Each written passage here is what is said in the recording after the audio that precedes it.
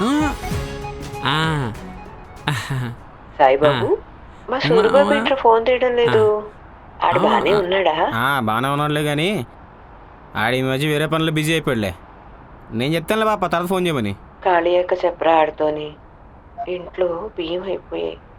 ఇంట్లో చిల్లి గవ్వ కూడా లేదని.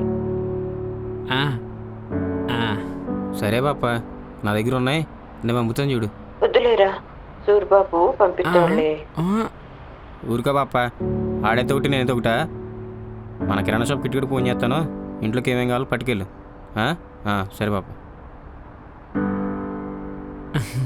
ఆ, ఆ, ఆ, ఆ, ఆ, ఆ, ఆ, ఆ, ఆ, ఆ, ఆ, ఆ, ఆ,